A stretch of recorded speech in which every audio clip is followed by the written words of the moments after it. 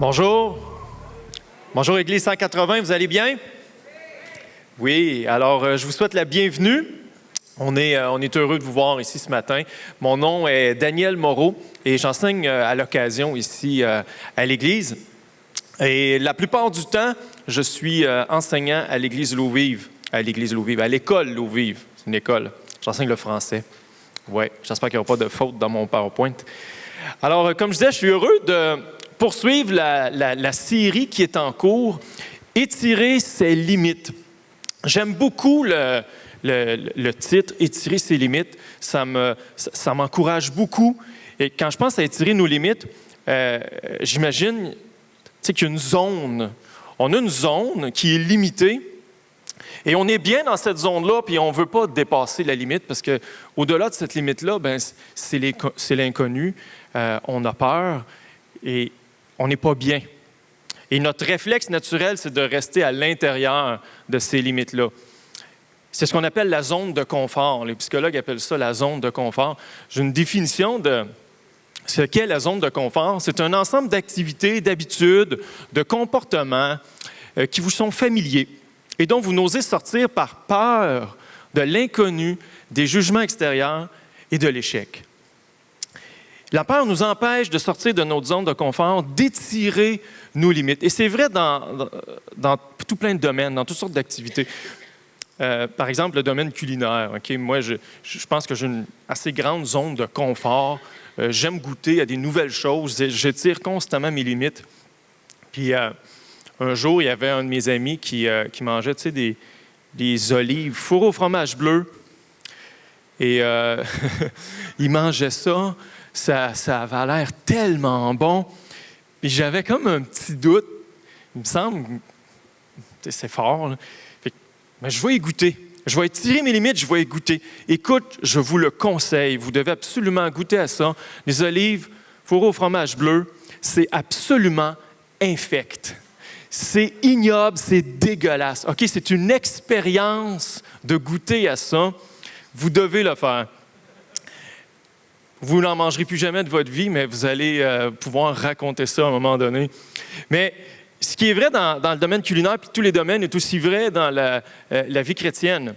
Dans la vie chrétienne aussi, on a une zone de confort, puis on hésite à en sortir, à étirer nos limites par peur, parce qu'on est bien dans notre zone de confort. Et c'est nos habitudes.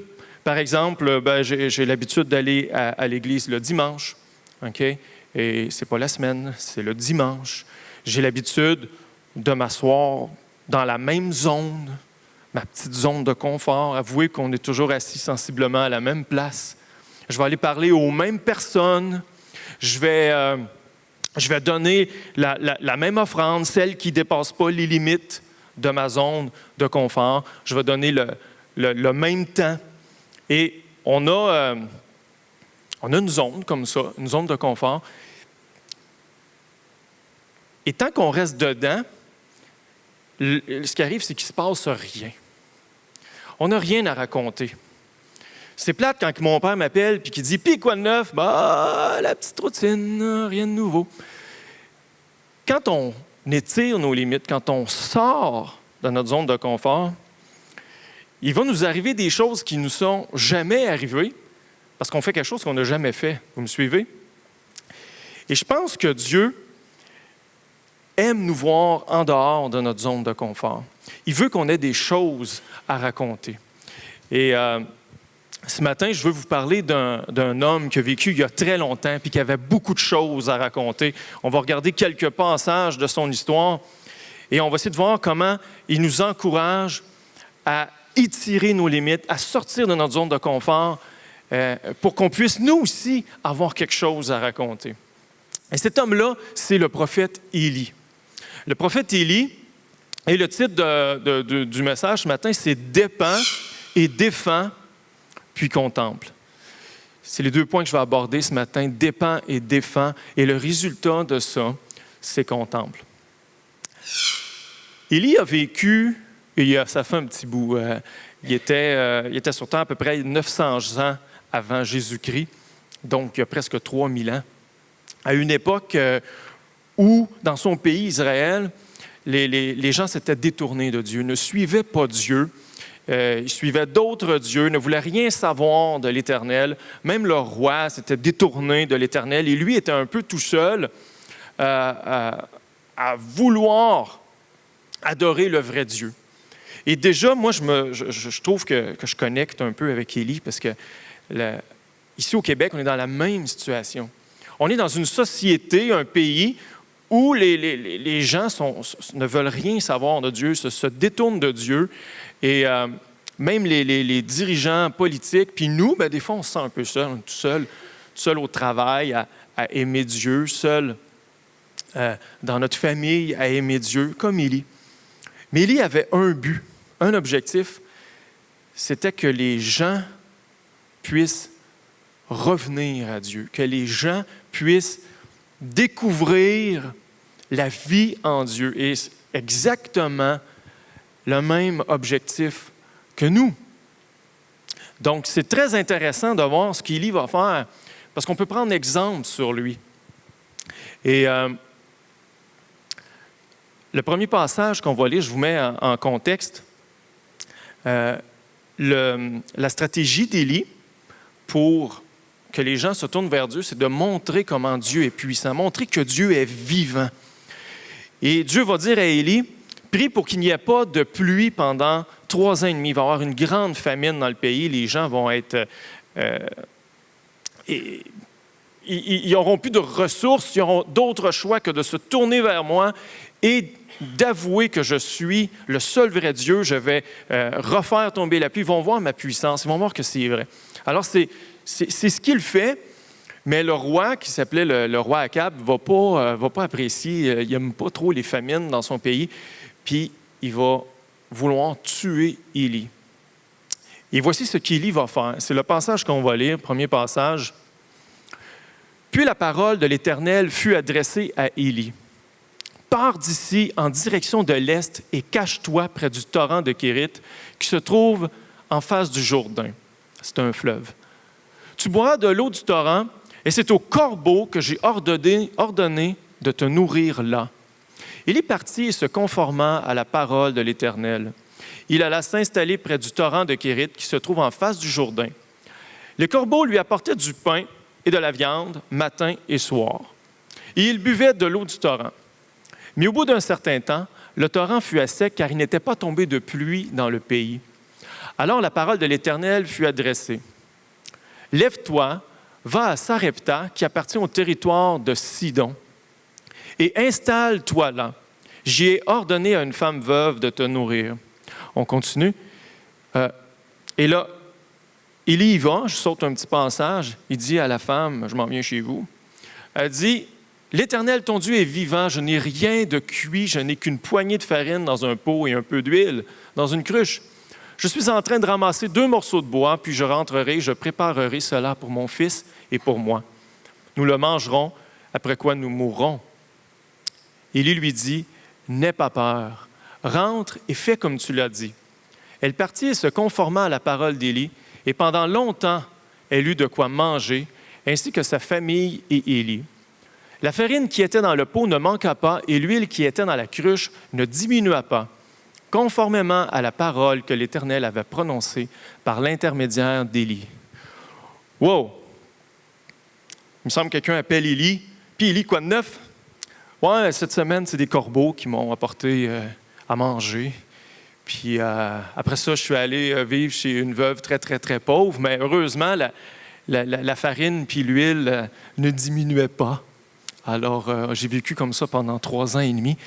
Wow! Ça, c'est quelque chose de hot à raconter. OK? Qu'est-ce que Élie a fait pour avoir la chance de raconter les miracles que Dieu fait dans sa vie? Il n'a rien fait d'extraordinaire. Qu'est-ce qu'il a fait à part obéir à Dieu et aller là où Dieu voulait qu'il soit? C'est tout ce qu'il a fait. Et Dieu a pris soin de lui. Il est sorti de sa zone de confort. Il était bien mieux chez lui là, de dire, hey, si je m'en vais au torrent de Kérit ou dans un autre pays où je ne connais personne, des étrangers, je n'ai pas d'amis, rien, je n'ai pas de travail, c'est pas c'est ça, étirer ses limites. Je suis bien mieux de rester où je suis. J'ai un travail, j'ai des amis, je connais du monde, on est en ville, il y a de la nourriture, mais ce n'est pas là que Dieu voulait qu'il soit.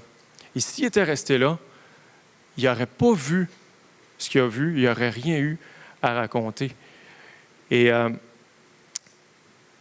je me pose la question, c'est mon premier point, si j'apprends à dépendre de Dieu, je vais avoir quelque chose à raconter. Pour que j'ai quelque chose à raconter, je dois faire comme Élie, obéir à Dieu, dépendre de lui.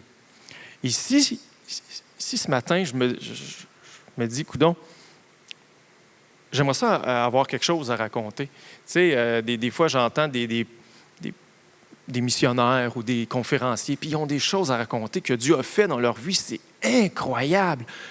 Puis là, je me dis, wow, mais tu sais, moi, je n'ai pas d'histoire comme ça. Il est bien chanceux, lui. Mais il faut que je me pose la question, si je ne vois pas de miracle dans ma vie, est-ce que je suis là où Dieu veut que je sois? Et là où Dieu veut que je sois, c'est nécessairement en dehors de ma zone de confort. C'est nécessairement au-delà de mes limites. À un endroit où je n'ai pas le choix de dépendre de lui. Mais on ne veut pas, c'est risqué, c'est pas sage. J'ai beaucoup d'admiration pour nos deux pasteurs, David et Timothée. Quand on y pense, là, pour partir l'Église ici, l'Église 180, ils ont dû quitter leur sécurité, leur travail, leur famille. Timothée vient de France. Bon, ce n'est pas de sa faute, il ne faut pas lui en vouloir. On va le prendre pareil. Mais il faut sortir de sa zone de confort. Ils sont sortis de leur zone de confort pour aller là où Dieu voulait qu'ils soient. Et ça peut changer dans le cours d'une vie. Élie, c'est pas, bon, ben, je te veux là, puis c'est pour la vie. Ça change des fois. Il faut être à l'écoute. Qu'est-ce qu'on est prêt à faire maintenant que l'Église 180 existe pour que la salle soit pleine? Qu'est-ce qu'on est prêt à faire pour que les gens viennent écouter le message que Dieu a pour eux? Et là, je ne parle pas d'inviter des gens. Inviter des gens, c'est rarement suffisant. J'aime beaucoup l'histoire, les choses historiques, puis je lis beaucoup sur l'histoire de l'Église, le christianisme, et c'est très intéressant parce que ça part d'une petite gang, là, ils sont quelques dizaines, puis aujourd'hui, il y a des milliards de chrétiens sur la Terre. Il y a eu une croissance là, incroyable. Mais ce qui est intéressant, c'est que ça ne s'est pas fait de façon constante. C'est toujours comme, je ne sais pas comment dire ça, par palier. Il y a une période de stabilité où il n'y a pas vraiment de croissance. Puis à un moment donné, bang! Croissance phénoménale. Là, dans le jargon chrétien, on appelle ça un réveil. Puis après ça, c'est une période de stabilité pendant un certain temps, des fois des dizaines d'années. Puis après ça, bang! Un autre réveil. Et ce qui est intéressant, c'est que les historiens ont essayé de faire une corrélation avec les événements. Qu'est-ce qui se passe à ce moment-là? Puis ce qu'ils ont remarqué, c'est que les périodes de réveil, c'est toujours dans les périodes de détresse. Les famines, les épidémies, les crises économiques, ces moments-là. Comment ça se fait qu'il y a des réveils à ces moments-là? C'est à cause de l'attitude des chrétiens dans ces moments-là. Les gens, il y a une famine, ils ont peur de manquer de nourriture. Qui leur donne de la nourriture? Des chrétiens. Ils sont malades, ils vont mourir. Personne ne veut s'occuper d'eux autres parce qu'ils sont contagieux. Qui les soigne? C'est toujours des chrétiens. Dans l'histoire. Crise économique, les gens sont dans le besoin, ils ont besoin de ressources financières. Qui leur vient en aide? Des chrétiens. Et ça a deux effets. Les gens voient l'amour de Jésus à travers les chrétiens. Et le deuxième fait, puis c'est ça mon point, c'est à ça que je veux en venir. Ils se disent, le chrétien, là, il y a quelque chose que moi, je n'ai pas certain. Parce que moi, j'ai peur de manquer de nourriture, d'argent, de tomber malade. Puis lui, il me donne de l'argent, pourtant, il n'a pas plus que moi. Ce qu'il y a, c'est qu'il n'a pas peur. Et s'il n'a pas peur, c'est parce qu'il ne dépend pas de sa santé. Il ne dépend pas de l'argent qu'il a. Il dépend de Dieu.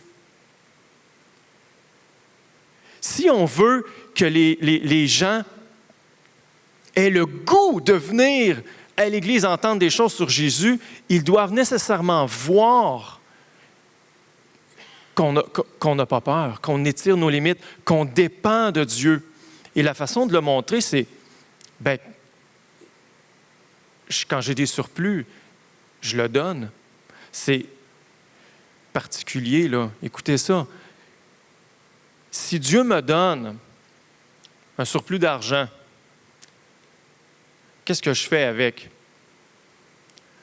Je le donne à quelqu'un que j'ai besoin, qui en a besoin, ou je m'achète un REER pour m'acheter une sécurité financière. Et là, on va dire, la sagesse, c'est un REER. Tu sais, on oublie que les ressources que Dieu nous donne, c'est pour la mission. C'est pas pour qu'on soit plus confortable. Nous, on ne veut pas dépendre de Dieu, on veut dépendre de ce qu'on a, de notre zone de confort. On est en mission, puis on l'oublie. Je ne sais pas si vous avez vu le film « Il faut sauver le soldat Ryan ». Je vous le résume, c'est des soldats qui doivent sauver le soldat Ryan. OK? Puis, ça se résume très simplement. Donc, imaginez qu'ils ont une mission, OK? Puis, pour accomplir leur mission, l'armée, le général, leur donne des ressources, OK? Imaginez maintenant que ces soldats-là disent « Ouais, on a peur. On a peur de sortir de la zone sécurisée. C'est dangereux. On va rester ici.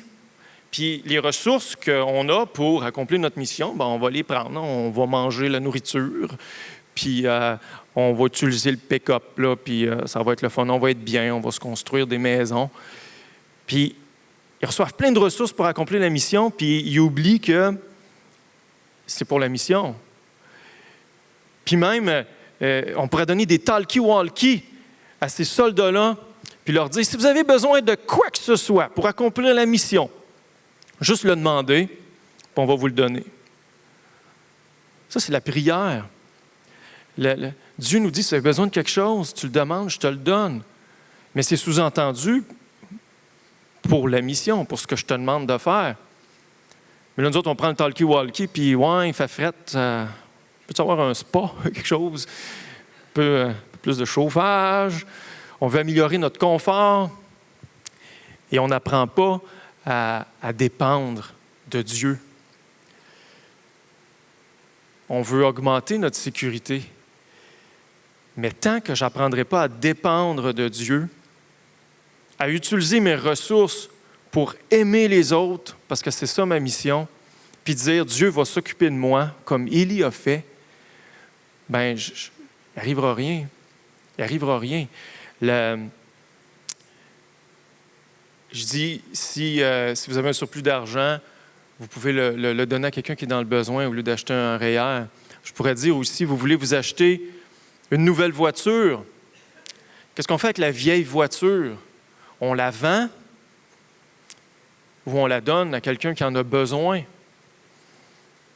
Là, vous pouvez dire, « Ouais, Dan, j'aimerais ça faire ça, là.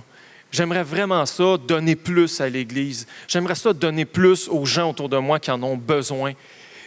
Mais je n'ai pas les moyens. Je suis à la gorge déjà. Oui. Je suis à la gorge déjà. Je n'ai pas les moyens. » Et c'est ça le problème quand on y pense. Je n'ai pas les moyens. On essaye, nous les Québécois, d'accomplir la mission dans la mesure de nos moyens. Puis c'est vrai qu'on fait ça. La mission que Dieu nous donne, les chrétiens québécois, on essaye de l'accomplir dans la mesure de nos moyens. Puis le résultat de ça, c'est qu'on est condamné à raconter ce que Dieu fait ailleurs dans le monde. Parce qu'ici, il ne fait pas grand-chose. C'est vrai? Il ne peut pas, on ne lui donne pas la chance. On essaie d'agir dans la mesure de nos moyens. Élie n'a pas essayé de faire rien par lui-même. Il a juste dépendu de Dieu. Il y a, après presque un an, au mois d'août, il y avait un jeune garçon qui se cherchait une place pour habiter, 16 ans. Il voulait faire son secondaire 5 à l'école où je travaille. Ses parents déménageaient, fait que là, ça me prendra une place pour vivre pendant un an. Mais je ne peux pas payer. Il faudrait que ça soit gratis. Là, je me suis dit, je pourrais bien le prendre chez nous, mais ce n'est pas l'idéal. Tu sais, je suis sur la rive sud. Il n'y aurait pas de transport. Je ne peux pas l'embarquer dans mon auto parce qu'elle est déjà pleine. Il faudrait prendre 2 voitures. En plus, ma maison est pleine. Okay? J'ai 6 enfants. Ils sont 2 par chambre. On n'a pas de chambre de libre. Puis j'étais cassé, là, fini. Puis j'avais besoin d'intimité. Ça faisait un an qu'on hébergeait une famille au complet. De 5, on est à 13 chez nous. Puis je me suis dit, il y a des gens qui habitent à côté de l'école. Ils pourraient y aller en vélo. Puis ils ont une chambre de vide. Ils ont une chambre de vide dans leur maison. Vous vous rendez compte? Les ressources inutilisées, en tout cas. Et c'est vrai. En tout cas, Dieu nous donne plein de ressources. Et là, je me suis dit, bon, son problème est réglé. Il va se trouver quelqu'un facilement. On arrive, l'école commence. Il n'y a personne qui veut de lui. Personne n'a les moyens de le prendre. Wow, là, j'avais de la peine pour ce petit gars-là. Je dis, viens chez nous. Je ne sais pas comment on va faire. Je ne sais pas comment on va s'arranger pour le transport, puis pour l'hébergement, puis pour l'argent. Je n'ai aucune idée, mais je ne peux pas te laisser. Viens chez nous. Je n'ai jamais manqué autant d'argent de toute ma vie. J'ai jamais manqué autant de temps. J'ai jamais manqué autant d'espace de ma vie. Et pourtant, j'ai jamais vu autant de miracles de Dieu de ma vie. Et je recommencerai 1000 fois.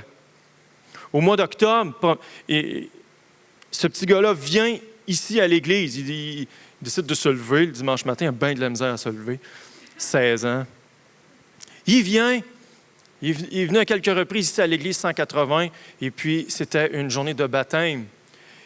Et ce petit gars-là a choisi, a décidé de donner sa vie à Dieu. Je n'aurais pas vu ça si je ne l'avais pas hébergé. Pour moi, c'est une bénédiction, c'est un miracle. Puis l'année continue, et c'était une année pas évidente, point de vue financièrement. Il y avait beaucoup d'imprévus. Puis on arrive au mois de juin, début juin. J'étais en train de passer à la tondeuse, comme pas mal tout le monde fait de temps en temps. Puis bang! Ma tondeuse explose. Petite boucane bleue, finie, scrap. C'était une vieille tondeuse, là, mais je l'aimais beaucoup. C'était ma tondeuse préférée depuis que j'ai une maison. Elle était légère, malléable. J'avais beaucoup d'affection pour elle. J'étais vraiment triste. Et un peu en panique, parce que là, j'étais là, ça va me prendre une tondeuse. Là, je vais avoir du gazon aux cuisses avant la fin de l'été. Puis, je n'ai pas les moyens, mais tu sais, cassé, puis je vais aller sur les packs, voir s'il n'y a pas une tondeuse, une vieille régine que je vais trouver à 30$, quelque chose. Il n'y a rien pantoute. Puis c'est toutes des tondeuses trop chères, puis qui font pitié en plus.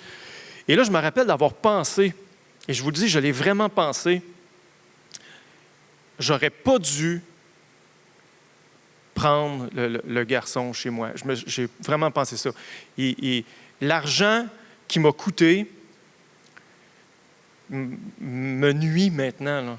Je ne suis pas capable d'arriver. Puis 2 heures plus tard, il arrive quelqu'un chez nous, un collègue de travail qui ne vient jamais. Puis je suis un peu gêné parce que le gazon, il est comme à moitié fait. Puis l'autre moitié est au genou, là, elle est vraiment longue. Fait que là, je dis, je m'excuse, hein, ma tondeuse a explosé. Il dit, je vais t'en donner une. Je dis, hein? Il dit, ben oui, j'ai 2 tondeuses. Moi, je me suis ramassé avec 2 tondeuses. Il dit, je vais t'en donner une. Je dis, hey, arrête, je vais te l'acheter. Non, non, je te la donne. Il n'y a pas de problème. Je n'ai pas besoin de cet argent-là. Je vais te la donner. Hein? Quelle coïncidence! Je m'en vais chercher la tondeuse. C'est exactement la même que j'avais. J'en ai jamais vu d'autres. C'est les 2 seuls exemplaires sur la terre, je vous le dis. C'était la même. La seule différence, c'est qu'elle était flambant neuve. Gloire à Dieu!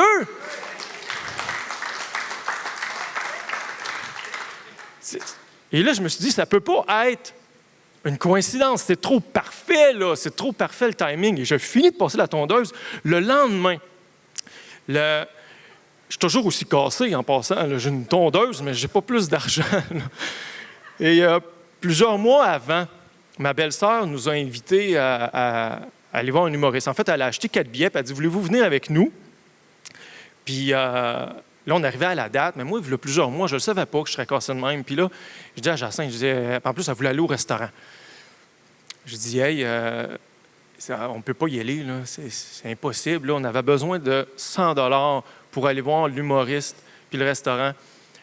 Je dis, il faut que je l'appelle puis annuler. C'est impossible, on ne peut pas. Puis j'arrive pour l'appeler. Comme j'ai le téléphone des mains, elle rentre dans le cours pour venir nous chercher, elle est en avance. Tu sais, le malaise de dire, je m'excuse, mais il faut que tu trouves quelqu'un d'autre pour y aller avec toi. Là, j'étais vraiment, je bredouillais. Là, salut, il faut que je te dise quelque chose. Là. Puis elle dit, en passant, j'ai fait le ménage de mon sac à couche. Ça fait 4 ans que je n'ai pas ouvert mon sac à couche. J'ai trouvé une vieille enveloppe qui t'était adressée dedans. Elle me donne l'enveloppe, je l'ouvre. Qu'est-ce qu'il y avait dedans? 100 $.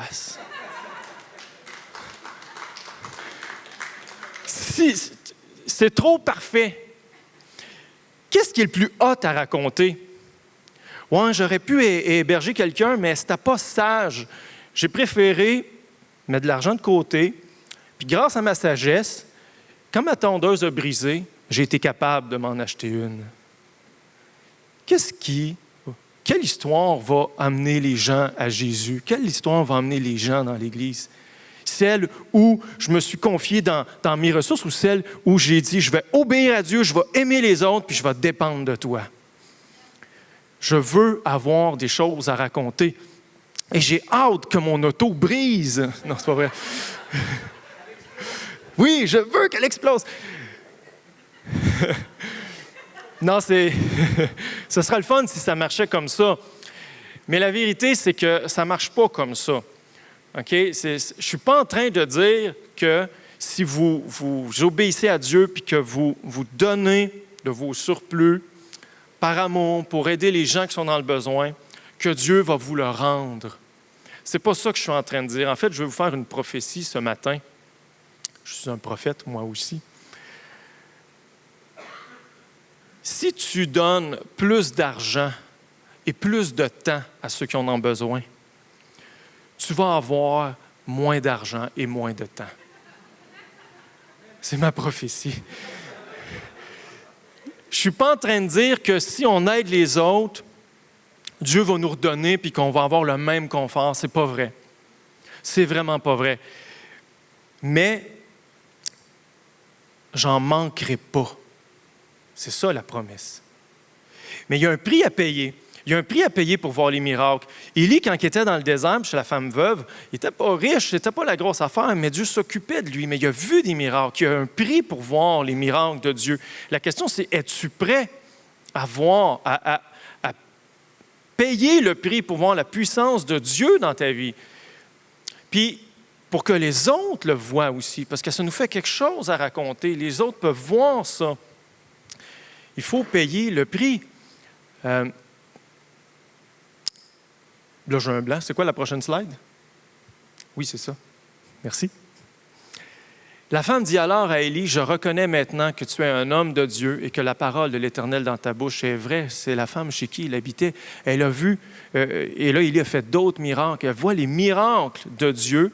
Et c'est ça qui fait qu'elle dit, « Dieu est vivant, je veux connaître ton Dieu. » ça ne nous sert à rien d'aller témoigner puis de dire Dieu est vivant si on n'a rien à raconter. Les gens doivent voir les miracles de Dieu dans notre vie et ça n'arrivera jamais si on n'étire pas nos limites. Si on reste dans notre zone de confort, il n'y aura pas de miracle. S'il n'y a pas de miracle, pouette. Ça arrête là. Il faut apprendre, comme Élie, à dépendre de Dieu. C'était le premier point. J'aimerais qu'on lise. On va poursuivre un autre passage pour un deuxième point. Élie va rester chez cette dame-là jusqu'à ce que Dieu lui dise « OK, tu peux t'en aller et on va maintenant révéler que je suis puissant, on va faire tomber la pluie. » Et ce que Élie va faire, il dit « On va montrer que Dieu est puissant. » Il va faire un autel pour faire un sacrifice d'un taureau. C'est un défi qu'il lance au prophète d'un faux Dieu, le Dieu Baal. Puis il dit, le feu va descendre du ciel, va accomplir un miracle, va consumer l'eau parce qu'il va asperger ça plein d'eau. Puis les gens vont voir que Dieu existe. Et c'est le bout que je vous lis. L'offrande. Au moment de la présentation de l'offrande, le prophète Élie s'avança et dit, « Éternel Dieu Abraham, d'Isaac et d'Israël, que l'on sache maintenant que c'est toi qui es Dieu en Israël, et que moi je suis ton serviteur, et j'ai fait tout cela sur ton ordre. Réponds-moi, Éternel, réponds-moi, afin que ce peuple reconnaisse que c'est toi, Éternel, qui es Dieu, et que c'est toi qui ramènes leur cœur vers toi. » Le feu de l'Éternel tomba alors. Il brûla l'holocauste, le bois, les pierres et la terre, et il avala l'eau qui était dans le fossé. Quand ils virent cela, tous les membres du peuple tombèrent le visage contre terre et dirent, « C'est l'Éternel qui est Dieu, c'est l'Éternel qui est Dieu. » Les gens ont vu quelque chose d'extraordinaire, ils ont reconnu que l'Éternel était Dieu. Et c'est ça que je veux aussi pour ma vie. Ici, Élie n'a pas seulement dépendu de Dieu pour ses ressources, il a défendu sa foi. C'est mon deuxième point. Si j'apprends à défendre ma foi en Dieu, je vais avoir quelque chose à raconter. Et là, je vais aller rapidement. Je sais que mon temps avance, puis je ne veux pas étirer les limites de ce que vous êtes capable d'endurer. Élie était le seul dans tout le pays. Il va apprendre qu'il ne l'était pas finalement, mais il croyait qu'il l'était, à aimer Dieu. Mais ça ne l'a pas empêché de se tenir debout, de proclamer sa foi en Dieu. Il n'a pas reculé, il s'est affirmé et les gens ont vu qui était Dieu. Trop souvent, on cache qu'on est chrétien. Faites-vous ça, vous autres? Des fois, vous travaillez depuis des années à une place, puis personne ne sait que vous êtes chrétien. C'est bizarre. Est-ce qu'on témoigne? Est-ce qu'on raconte ce que Dieu fait pour nous? Des fois, on est trop, je ne sais pas, on a peur, justement, on a peur. On ne veut pas sortir de notre zone de confort, peur du ridicule. Et on fait juste faire semblant. Puis des fois, on tente le terrain, y a-tu un petit peu d'ouverture? J'essaie de voir, puis là, non, je ne le dirai pas tout de suite que je suis chrétien. Lui, d'après moi, il va me trouver épais, fait que je ne le dirai pas. Lui, par contre, il a l'air de l'ouverture, je vais aller lui parler. Ça me fait penser un peu à un match de tennis. Okay? Des fois, comment on est stratège. Peut-être que j'ai pensé à ça parce que j'aime beaucoup le tennis. J'aime jouer au tennis. Je suis très bon. Non, c'est pas vrai. Mais des fois, je le suis. Des fois, je suis super confiant. Okay? Puis ceux qui font du sport, vous allez comprendre ce que je veux dire. Je suis super confiant et j'attaque, là, je tape fort dans la balle, je suis le roi du terrain, je vise les lignes, je les ai à chaque fois, je fais aucune erreur et je joue pour gagner, là, puis je détruis l'adversaire. Okay?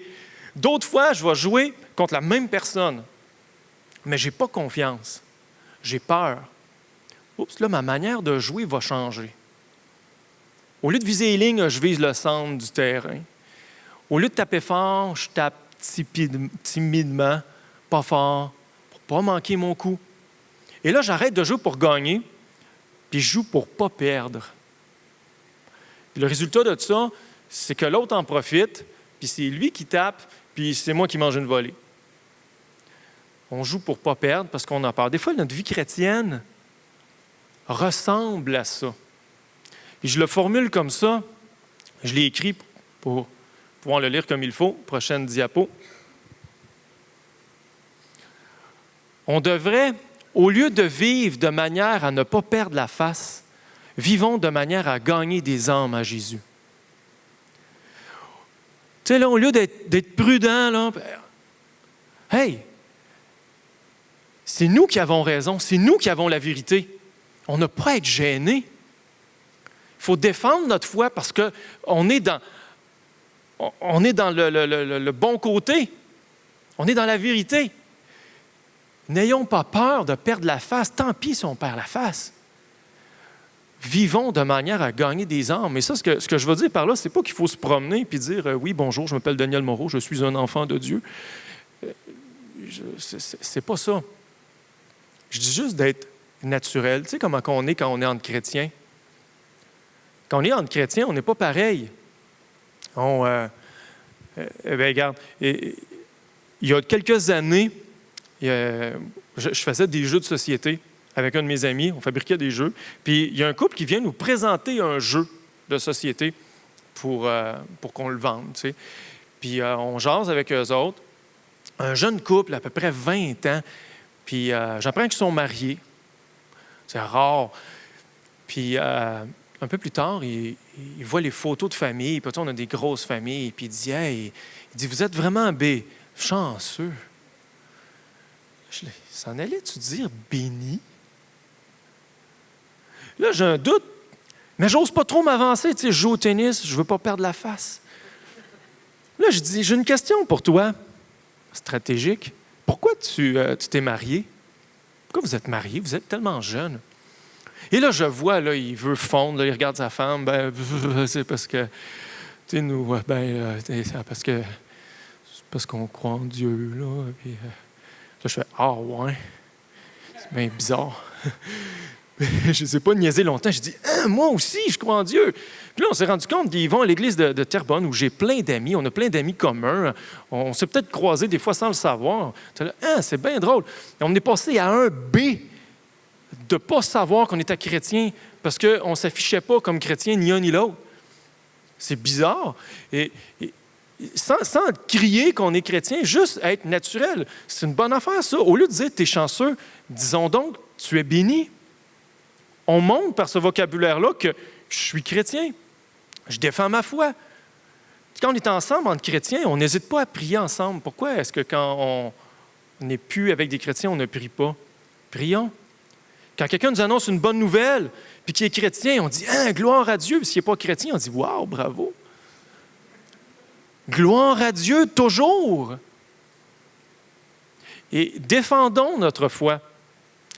Ne soyons pas gênés. Puis, je m'inclus là-dedans. Là. Je vous l'avais vu. En plus, je suis quelqu'un de très gêné.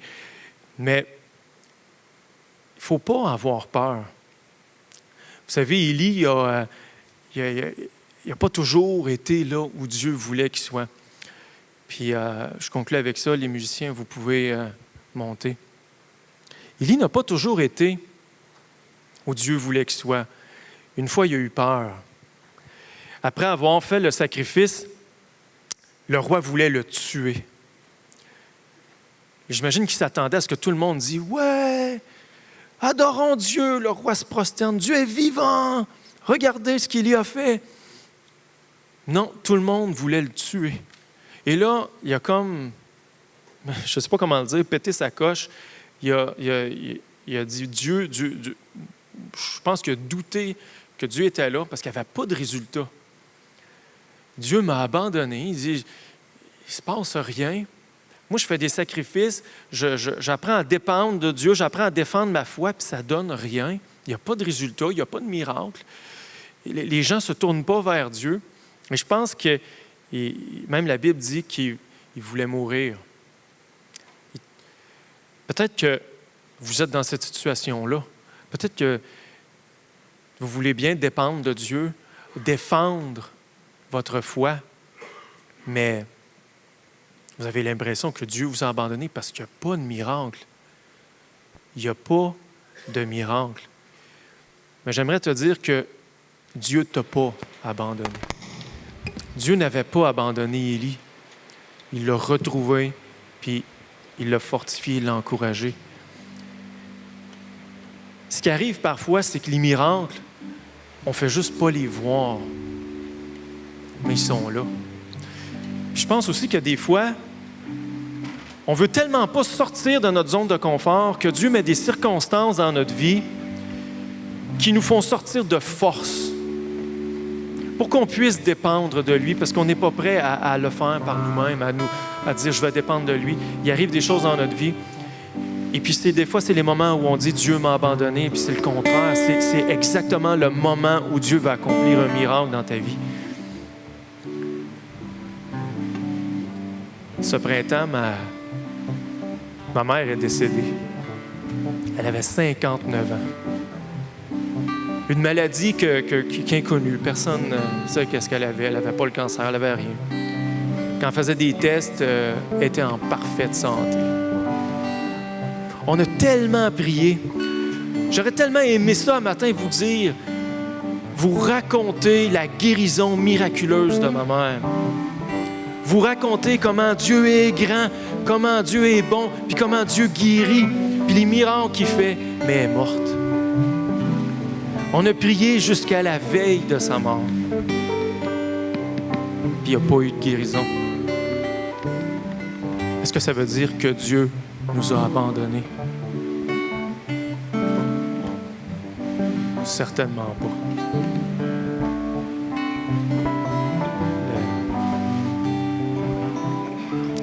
Quand on y pense, une guérison, c'est vraiment cheap comme miracle. C'est pas grand-chose. Les médecins arrivent à guérir du monde.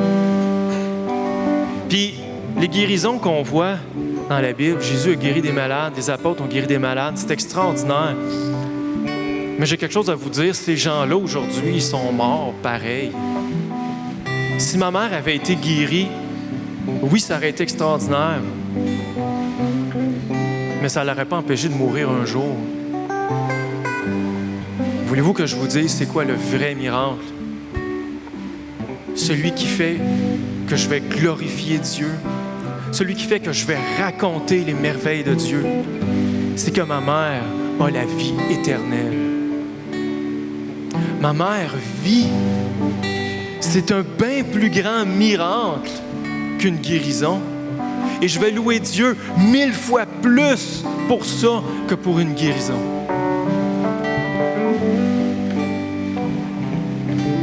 Je sais que c'est vrai parce que Élie,